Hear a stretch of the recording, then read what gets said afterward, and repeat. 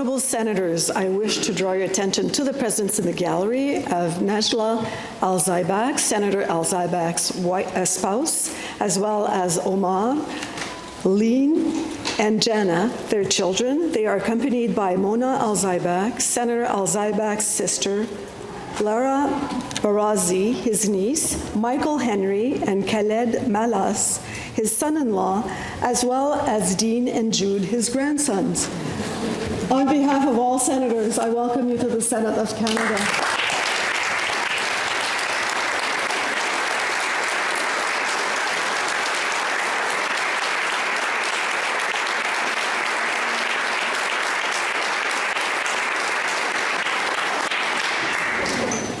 Senator Al-Zaibak.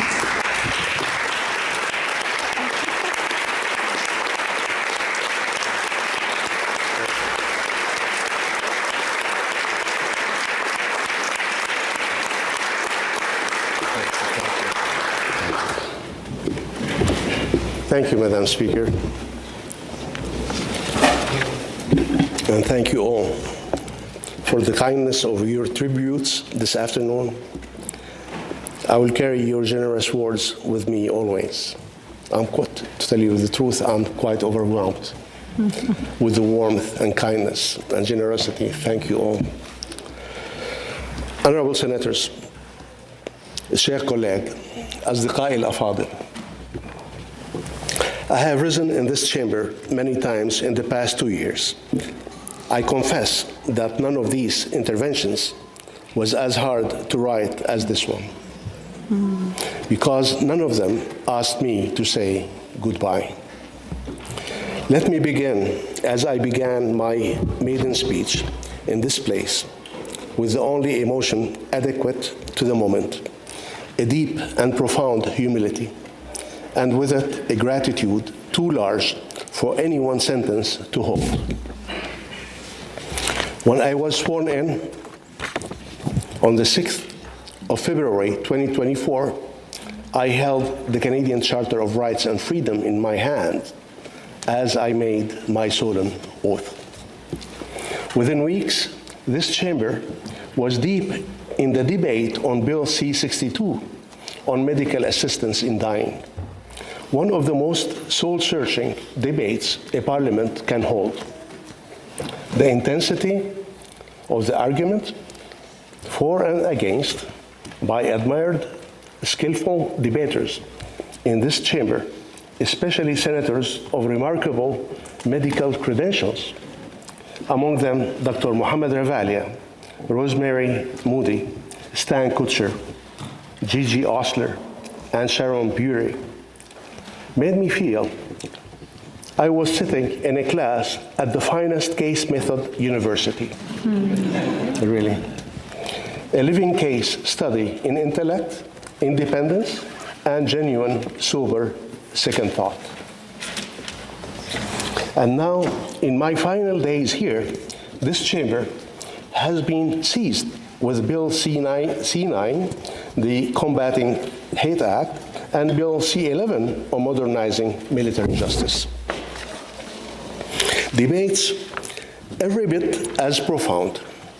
Those two sets of debates are the bookends of my service. And between them, I have felt that I was sitting all the time in the best school of my life. So the word I reach for today is not retirement. It is graduate. Before I go further, let me turn to the gallery, to the people without whom I would have nothing to be grateful for. Najla, my wife and life partner of more than 45 years, my closest friend. Every success ever credited to me belongs in equal measure to you.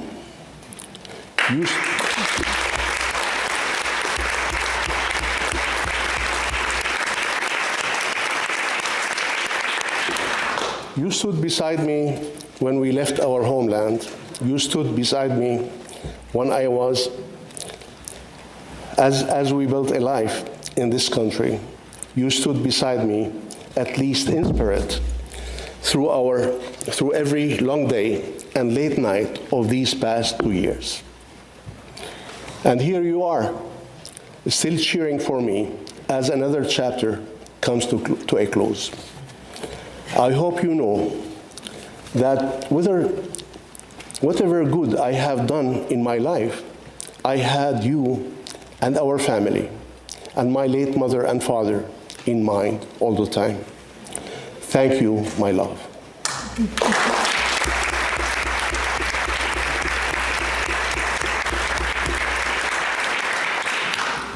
To our son, Omar, and our daughters, Lynn and Jenna, watching the three of you become the people you are has been the greatest privilege of my life. To our sons-in-law, Michael and Khalid, thank you for the love you bring to our family. To my sister Muna and my niece Lara, thank you for being here on behalf of our extended family and for your continued love. And to our grandsons, Dean and Jude, you are both far too young to have any interest in a Senate speech.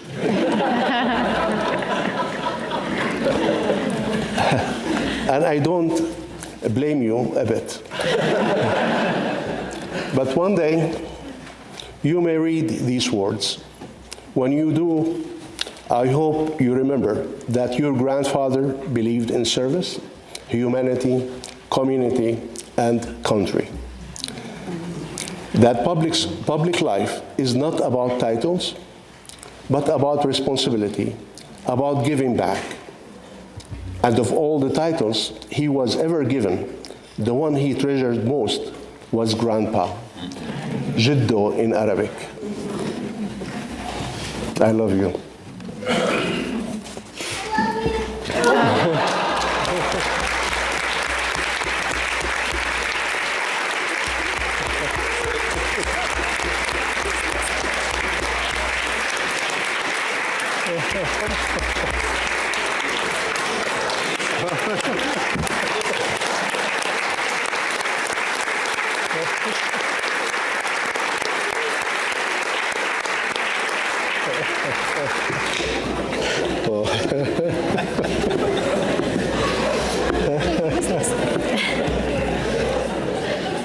Honorable colleagues, I was born and raised in the heart of Damascus, the oldest continuously inhabited city on earth, in the neighborhood of the ancient street the Bible calls Straight.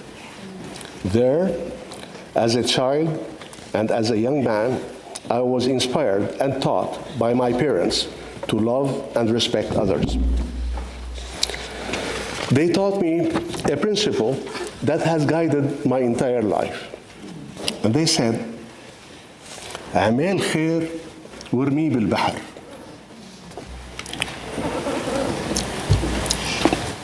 Which literally translates to make good deeds and cast them into the sea. In other words, give without condition or expectation of return, and the universe takes care of the rest. The rewards come in unexpected ways. I carried that wisdom with me to Canada, and here is what happened. I fell in love with this country, and to my great delight and joy, Canada loved me back. It let a young immigrant entrepreneur build a business, raise a family, and in time, take a seat in this chamber as the first senator of Syrian Arab heritage since Confederation in 1867.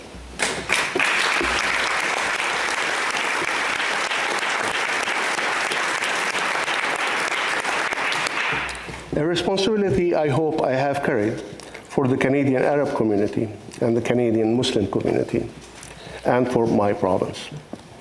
And one I hope I am the first of many to hold. For that community has a great deal has a great deal more to offer this place and this country. For I have learned here that being Canadian is defined not by where we were born, but by what we are willing to build together. The wider Arab world, too, 22 states and some 500 million people, from Arabian Gulf through North Africa to the shores of the Atlantic, is a natural, strategic partner for the Canada I love, in trade, in investment, and in friendship.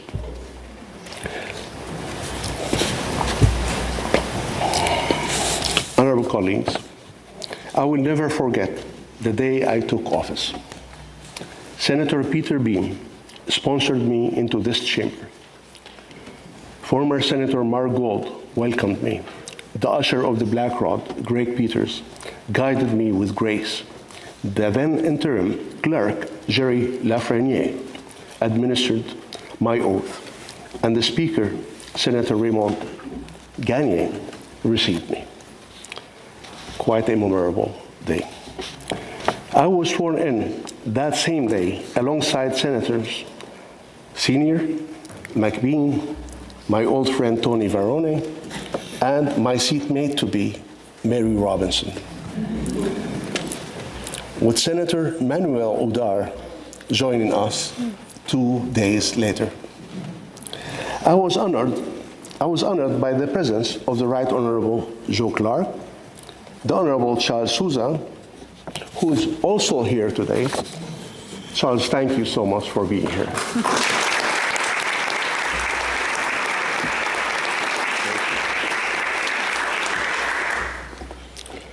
As well as members of the Canadian Arab community, and welcomed warmly by the leaders of every group in this chamber.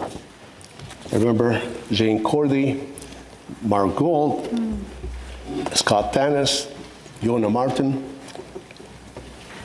Madame Saint-Germain, and it made me feel, really everything you said made me so welcome, so at home. You made me feel home, actually. Small kindnesses stay with me. Senator Michelle Odette with a herbal scented candle I will not forget. Senator Rob Black, Colin Deacon, Selma Atulujan, Amina Gerba,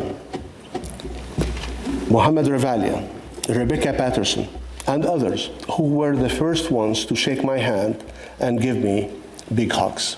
Thank you. The familiar faces of my old friend, Senator Radna Omidvar, and of Senator Mary Coyle, and the helping offers of Senator Wu and McFedrin. Thank you all. It helped me a lot easing into this amazing place. A few weeks later, Senator Andrew Cardozo looked out for me during an unpleasant incident. That is a story for another day. Senator Pierre Dalphon gave me a 5-hour crash course in the constitutional essence of this place. And Senator Raymond Saint-Germain befriended me.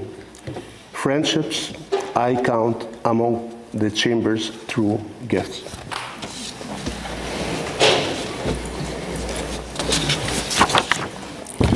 Dear colleagues, I had thought myself knowledgeable about the Senate before I arrived here, only to discover that whatever I knew then was merely the tip of the iceberg.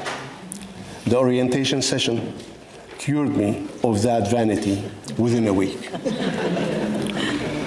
My one complaint about my time here is that there was so little of it.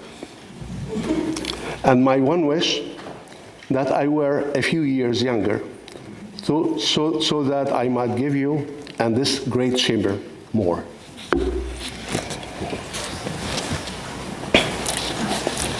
If my brief chapter has a single theme, it is this: I am a builder of bridges.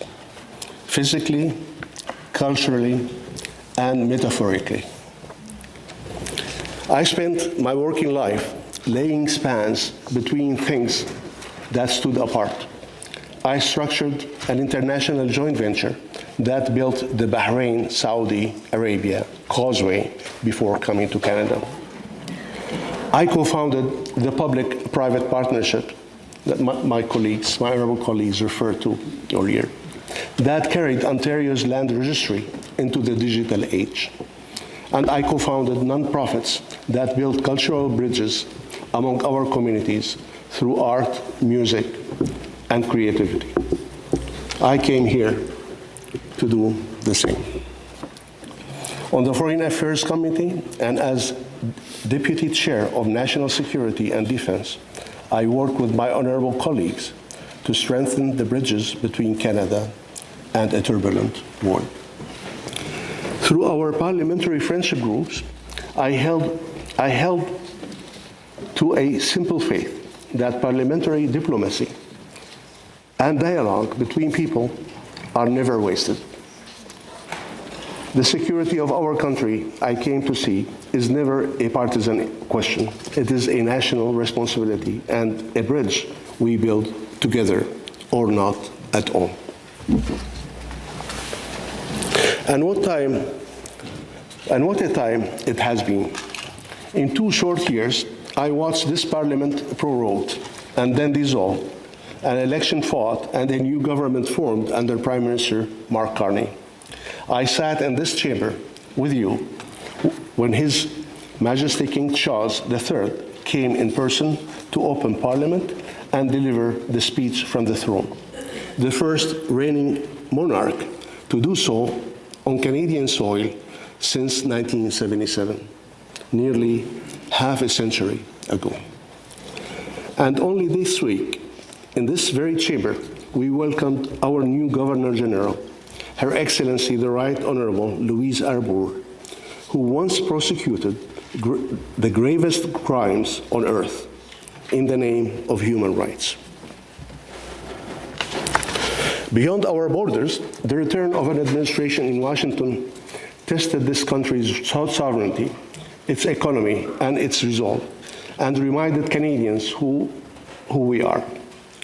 The wider world, too, paused to remember important milestones. This past year marked 80 years since the founding of the United Nations, born from the ashes of the Second World War. I have always believed Canada belongs inside such institution, not on the sideline.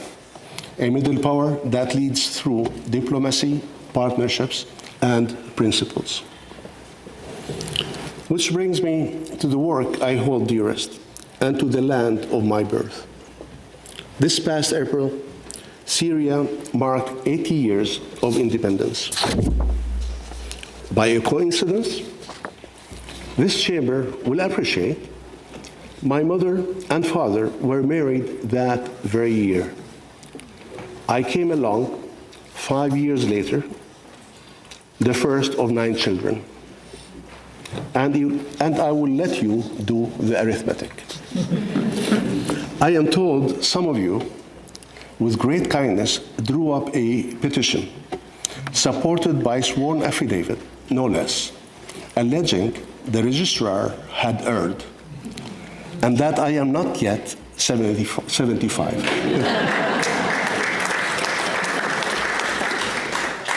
I was moved by the conspiracy, and I appreciated the creative thinking. But the Constitution, like my late mother, is not easily argued with.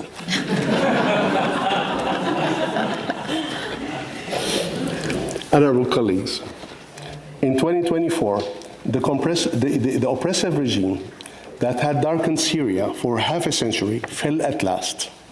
And from the safety of this chamber, I have watched the land of my birth begin to turn a page I had feared it never would. Years before, when war drove millions of Syrians from their homes, a group of us in Toronto helped create Lifeline Syria. I say we, and I mean it, for I was at most a catalyst and a participant. The heavy lifting was done by remarkable people. Former Senator Ratna Omidvar, Lifeline Syria's co-founder and first chair. John Sewell, former mayor of Toronto. Sheldon Levy, former president of Toronto Metropolitan University. My friend Frank Palme, a corporate lawyer who had himself come to Canada with his parents as a Hungarian refugee. And many others. With the support of former Toronto Mayor Jean Tory and the Government of Ontario under Premier Kathleen Wynne, and Honorable Charles Sousa, sitting with us today as the Minister of Finance. A former mayor, a university president, a lawyer who had once been a refugee himself, Canadians from every walk of life, that was rather the point. But the truest work of all was done by thousands of ordinary Canadians whose names will never be known, who opened their homes to strangers arriving with nothing but hope. Lifeline Syria has long since completed its mandate, and it is quiet now, as it should be. It was made for a season, it met that season. It was made for a reason, and it met that reason, and it stepped aside. But the families it helped welcome are Canadians now, raising children and building this country. My parent taught me to do good and cast it into the sea, and expect nothing back. Lifeline Syria was that lesson made real. We cast what good we could upon the water, and the sea has returned it 100-fold in the faces of new Canadians who now call this place home. If I have any proof that the things I am telling you tonight or today are true, it is them.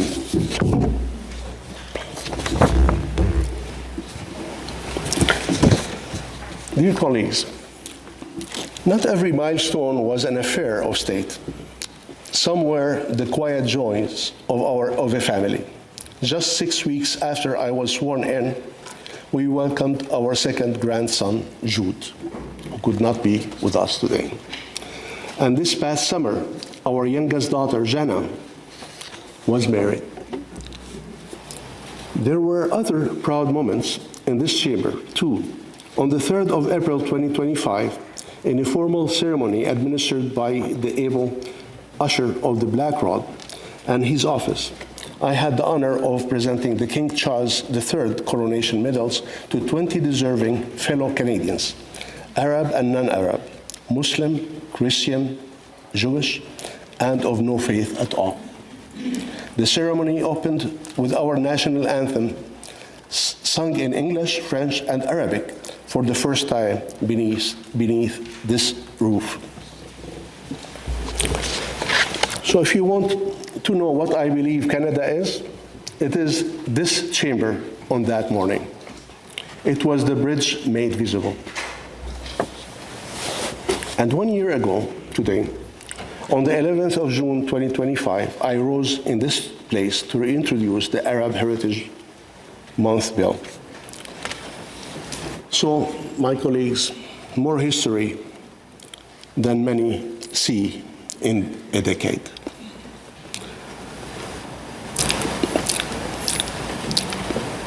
To the bill's sponsor in the other place, my friend, the Honorable Ahmed Hussein, thank you for everything that you are doing to take the bill to the finish line. And thank you for your incredible public service.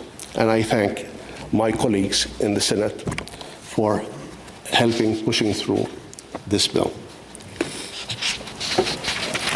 Dear colleagues, let me say plainly what every one of you knows. I came late and I leave soon. The Constitution sends me home at 75, but a short chapter can still be a full one. Let me be transparent with you, as this chamber expects us all to be. I arrived a builder. impatient by nature and temperament, with an agenda full of bills and initiatives I meant to carry through. Much of it remains undone, files I could not close, and good work I am out of time to finish. I will not pretend it does not sting. It does. To labor as hard as you know how and still leave the table half cleared is the quiet grief of a short tenure, and I feel it keenly today. So I will do the one thing still in my capacity. I will set my unfinished work in your hands, in the policy briefs and studies I commissioned, trusting that more patient and longer-serving hands than mine will carry it across. Dear colleagues, if I may leave one conviction behind, let it be this: guard the independence of this place. I arrived a believer in the reformed nonpartisan Senate, and I leave more convinced than ever. I have seen with my own eyes how the move to a nonpartisan, merit-based chamber has lifted the quality of our debate and the trust of the public we serve.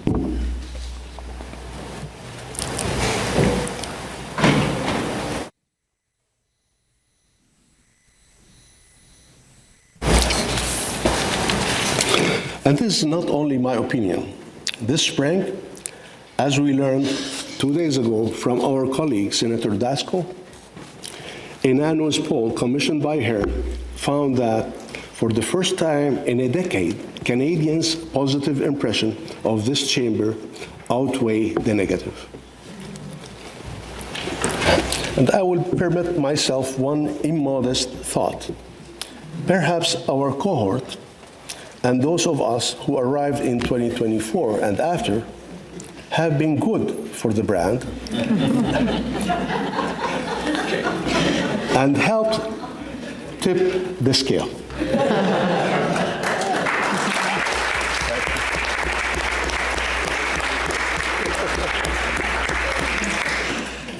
Independence is not a possession. It is a practice renewed in every debate and every vote. It is the most important bridge of all, the one between the people of this country and the sober second thought they are owed. I trust you will tend it well. My thanks will not fit in a list, so forgive me the names I must leave out. First, thank you to those who entrusted me with this seat: the Independent Advisory Board for Senate Appointments, the Right Honorable Justin Trudeau, and former Governor General Mary Simon. Then, thank you to our Speaker, the Honorable Senator Gagné, for her fairness and patience.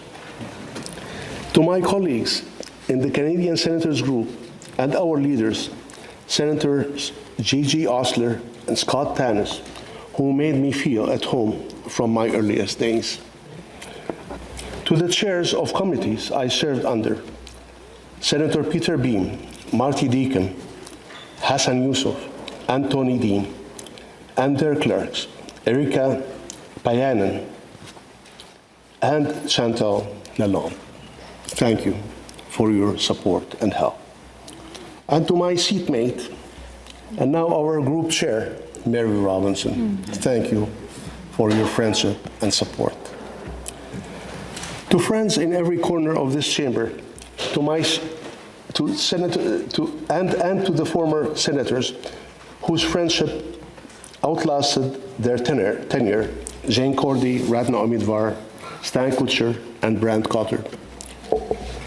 And to those who truly keep this place running, the Deputy Speaker, Senator René Cormier, the table clerks, and our pages, the teams in administration, finance, protective service, communications, human resources, audiovisual, interpretation, and legislative, and legal service, and the researchers of the Library of Parliament. You turn the invisible machinery of our democracy. and you have my lasting gratitude. And now to my Director of Parliamentary Affairs, Shiraz Kishgarian. Shiraz, I told you I did not want a yes man, and you took it to heart. To my benefit, and you were the better advisor for it. Thank you. And to my office team,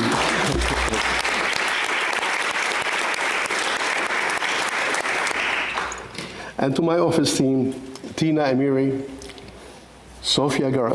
past and present, Tina Amiri, Sophia Garance, Sarah Albi, and Venus Ramos, thank you for your care, devotion, and support. And Sophia, happy birthday today.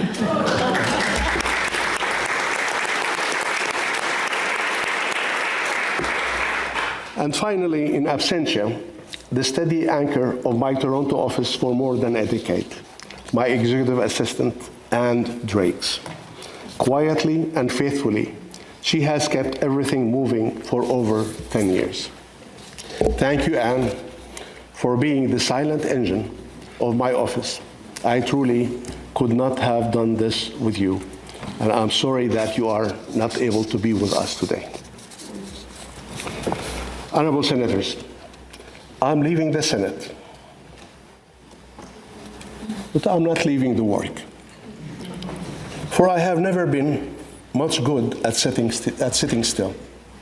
I plan to go on building bridges in my community, in my country, wherever a span is needed. Honorable colleagues, when I gave my first speech in this space, I said that we are better when we build one another up, that welcoming the newcomer is wiser than walling them out, that a life of service is richer than a life of self. I believed it then, I believe it more deeply now, and at a moment when others beyond our borders are busy building walls, I can wish you nothing better than this. Build bridges, my friends, not walls. It is the conviction I leave in your keeping, and it has never once failed me. Honorable colleagues, that someone born and raised in Damascus, once a beacon of science, literature, and civilization,